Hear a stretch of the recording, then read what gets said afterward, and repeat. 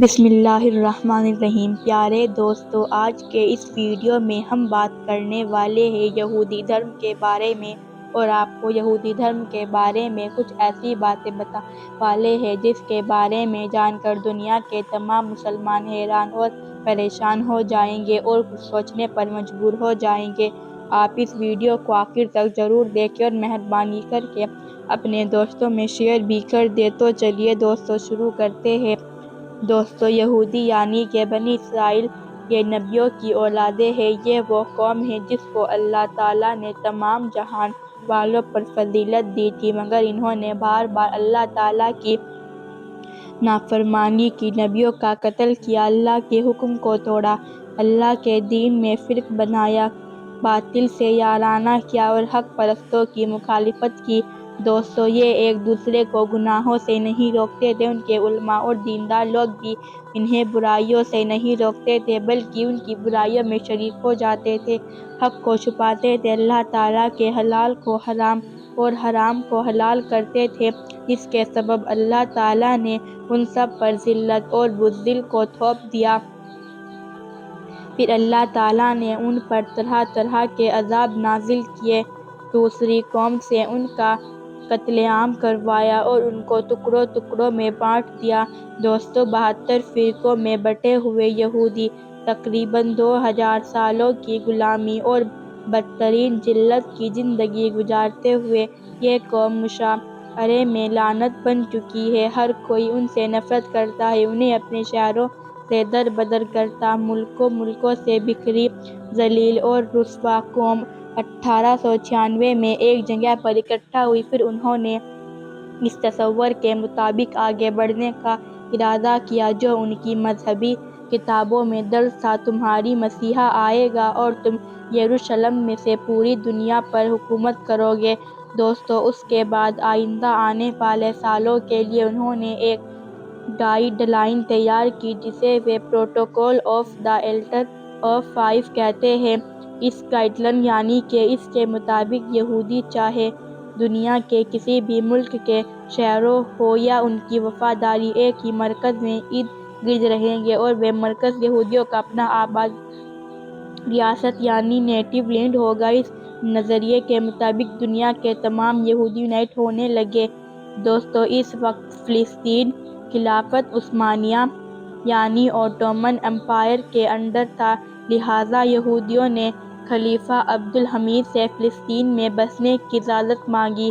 خلیفہ نے انہیں اجازت نہیں دی اور یہودیوں نے جرمنی کے انٹرفیئر کرنے کو کہا، پر جرمنی نے بھی ان کی خواہش پوری نہیں کی۔ پھر یہودیوں نے اس کام کے لیے بریٹین کو استعمال کیا، کیونکہ جرمنی یہودیوں کا ایک زمانے تک گڑھ رہا ہے اور وہاں پر اکنامیکل کنٹرول سسٹم یہودی چلا رہے تھے، یعنی جرمنی کا جو اکنامک سسٹم ہے اس کو کنٹرول یہودی قوم کر رہی تھی۔ بڑے بڑے عہدوں پر یہودی تھے، اس لیے بریٹین کو راضی کرنے کے لیے یہودیوں نے بریٹین کے دشمن یعنی جرمنی کو مالی طور پر کمزور کیا۔ کیونکہ یہودی جرمنی میں رہتے تھے اور بہت ہی مالی طور پر جھگڑتے تھے، تو انہوں نے بریٹین کے دشمن یعنی جرمنی کو مالی طور پر کمزور کیا اور فوج کا راج بریٹین کو بانٹنے لگے، جس کی وجہ سے جرمنی کا طاقتور ہونے کے باوجود بری طرح سے اس کی ہار ہو گئی۔ اسی وجہ سے ہٹلر نے چڑ کر یہودیوں کا قتل کیا۔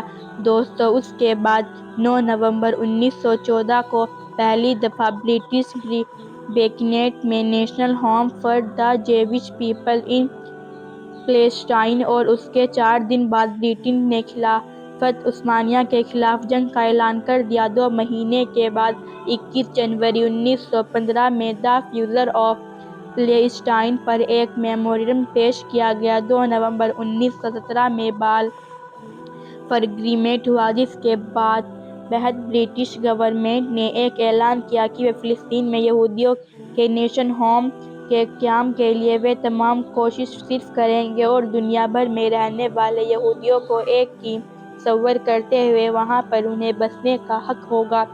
اس طرح سے انہوں نے بلفور ڈکلیریشن کے ذریعے پوری دنیا کی حکومتوں سے یہ بات منوا لی: دنیا بھر میں بسنے والے یہودی قوم چاہے وہ کوئی بھی زبان بولنے والی ہو، کسی ملک کے بھی رہنے والے ہوں، اور انہیں اس عرصے فلسطین پر آباد ہونے کا حق حاصل ہو۔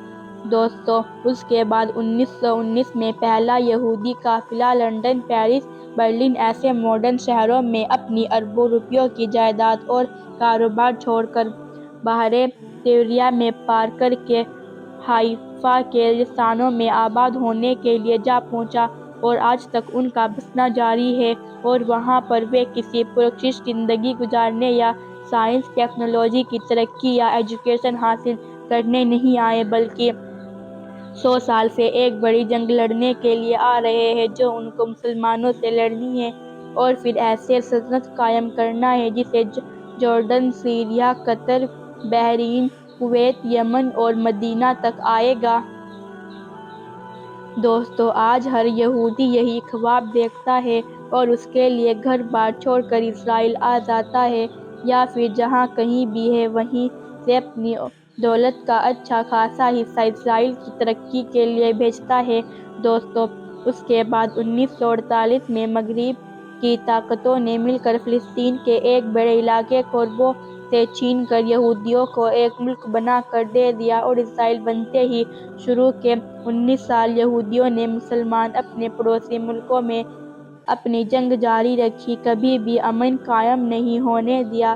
دوستو، یہودیوں کو عروج حاصل ہونا جب سے شروع ہوا ہے، جب سے انہوں نے یہ فیصلہ کیا کہ ہم ایک خدا اور تورات کو ایک شریعت کی بنیاد پر ایک قوم ہیں، ہم سے کوئی جرمن میں رہتا ہے یا امریکہ میں ہو یا نیوزیلینڈ میں رہتا ہے یا فلسطین میں، ہم سب ایک قوم ہیں۔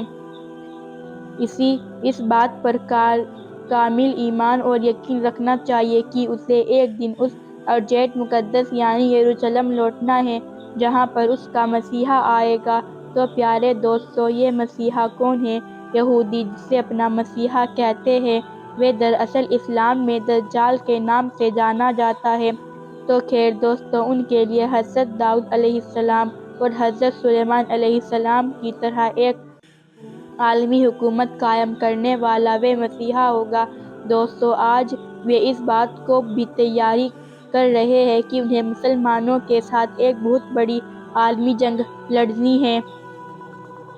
یہ تصور تب سے ان کے دل و دماغ میں داخل ہوا ہے، اور بحیثیت ایک قوم اس پر انہوں نے کام کرنا بھی شروع کیا ہے۔ اس کے بعد ان کے ترقی کی منزلیں طے کرنے کی رفتار ناقابل یقین حد تک تیز ہو گئی۔ اس طرح عالمی صلح اور یونٹی کی طاقت کا اندازہ کر سکتے ہیں۔ اس طرح ایک نظریے نے دربدر رہنے والے یہودیوں کو اپنے آباد وطن لوٹا دیا، اور یہ دنیا کا پہلا اتحاد کا نظریہ تھا جو قائم ہوا۔ دوستو، تو ہرگز نہیں، سب سے پہلے یہ نظریہ ہمارے نبی کریم صلی اللہ علیہ وسلم کی ریاست مدینہ کی بنیاد رکھتے ہوئے پیش کیا گیا۔ تمام مسلمان آپس میں بھائی بھائی ہیں، اور وہ اسلام کی بنیاد پر ایک قوم ہیں۔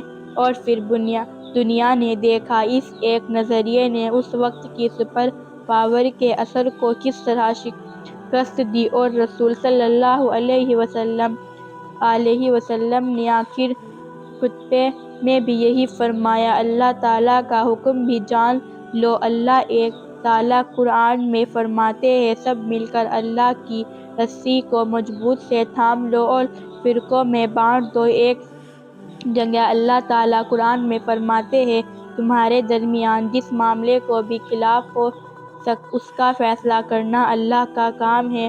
اور دوستو، اس دنیا میں اس نظریے کو آپسی جہاد کی طاقت کا نتیجہ دنیا کے ہر کونے تک اسلام پہنچانے کی صورت میں دیکھا۔